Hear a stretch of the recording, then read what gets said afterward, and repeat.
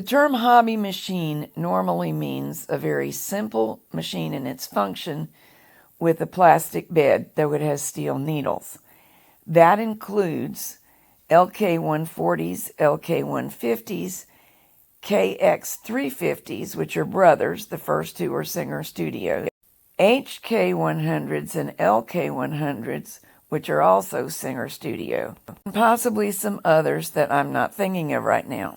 One thing these machines have in common is a simplified tension mast, shown here with the arrow, that drops right into an opening on the carriage.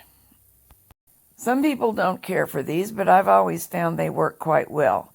However, if you drop the carriage, it'll break off. The tension mast for my LK100 has suffered a mishap.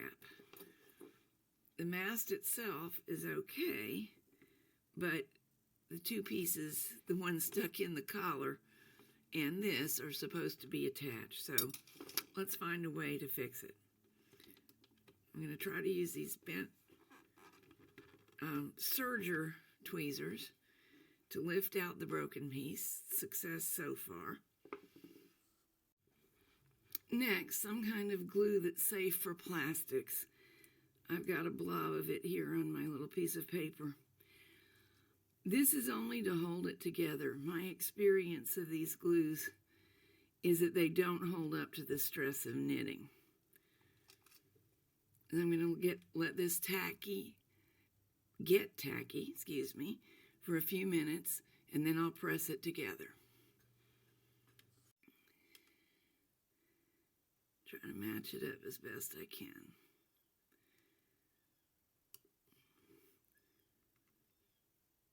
And that gets it back in one piece.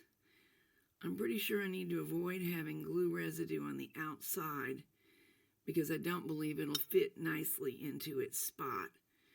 Fortunately, the glue that I'm using, I'll be able to polish off the exterior later if my fingertip didn't just remove it all. So next step is to let this harden.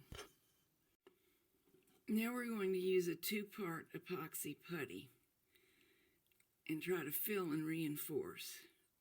I'll pinch off a little bit. It doesn't do anything until you knead it together.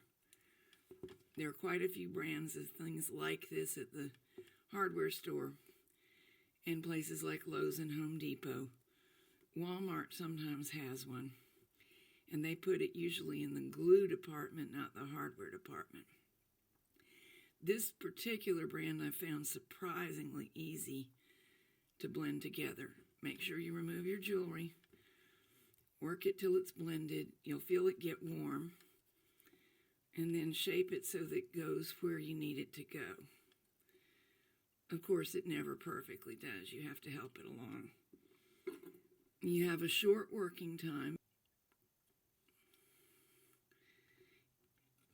The whole point of 2-part epoxy is that it hardens. So this gradually will.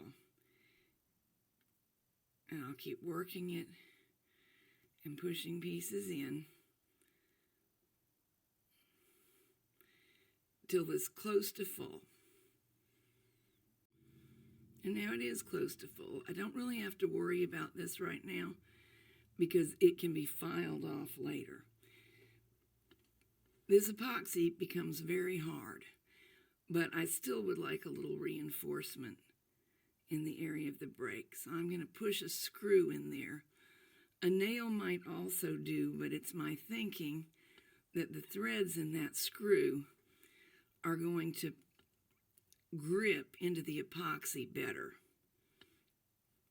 And once I'm sure it's all packed tightly and aligned, my glue did not hold as well as one would hope, but it's only just a temporary thing.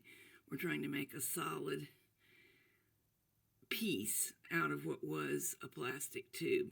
So as long as I can get it aligned neatly and pressed into place and let this epoxy harden, I think there's hope. I've got some leftovers.